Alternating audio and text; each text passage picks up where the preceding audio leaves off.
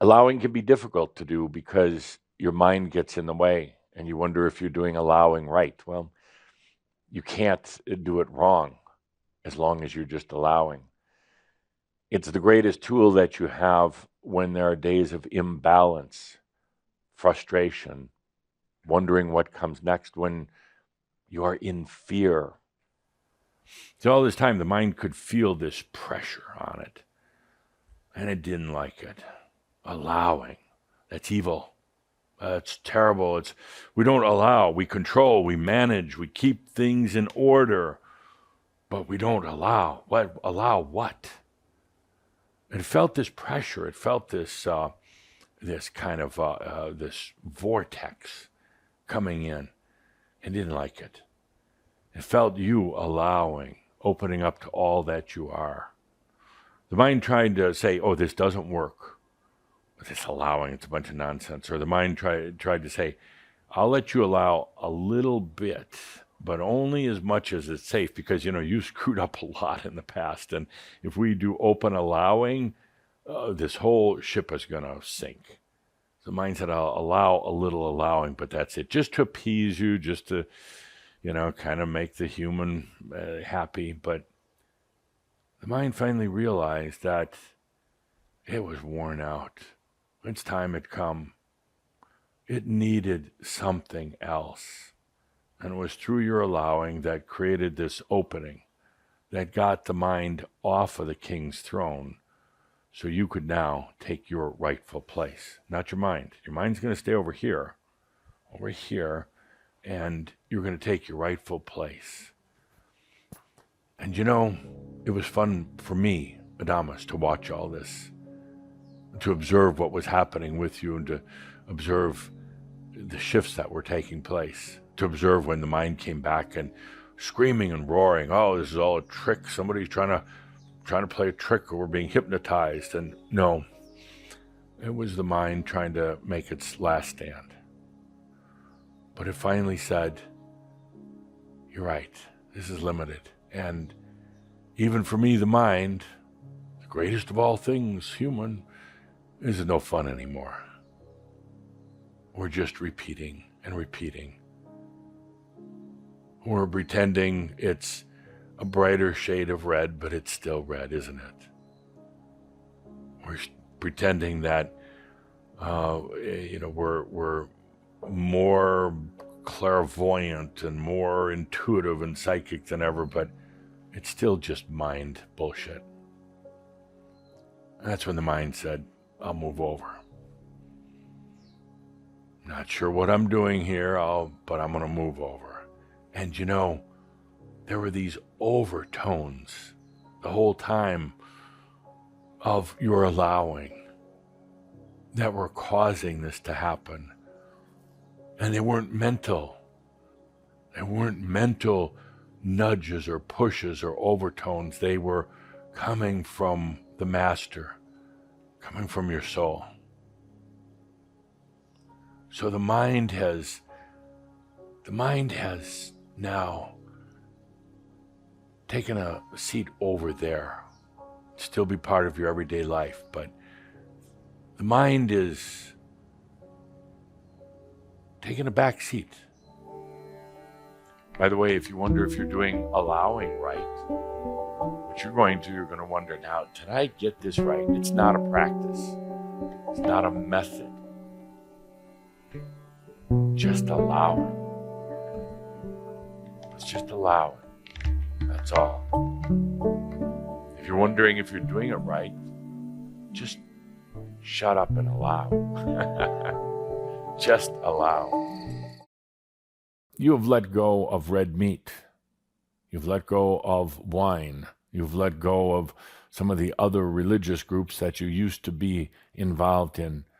But indeed, you have not truly let go at the deepest levels. And without letting go, without releasing, without letting go of that old identity, it is very difficult to do this thing that I call allowing.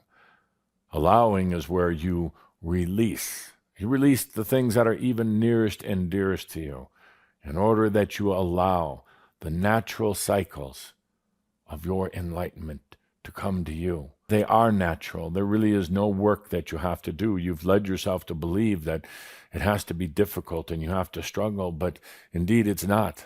Allowing is the deep, innate trust in yourself, the trust in your own enlightenment, your own ascension, your own I am. But yet I see you and so many others letting go of a little bit, letting go of things on the surface and leading themselves to believe that you have let go of everything, or perhaps letting go of some of your personal possessions and even your money and jobs, but that's only part.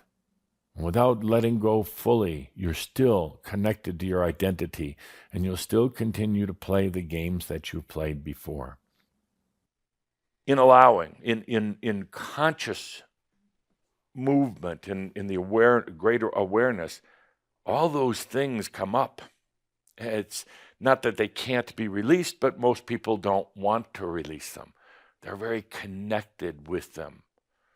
If these are the roots that grow under the ground, it keeps the ground from eroding, the reality landscape from changing. Something will get in there and start to disrupt that root system from underneath. The winds, metaphorically speaking, the winds will blow to disrupt it above the surface because it's time for some movement. The interesting thing is humans pray for this.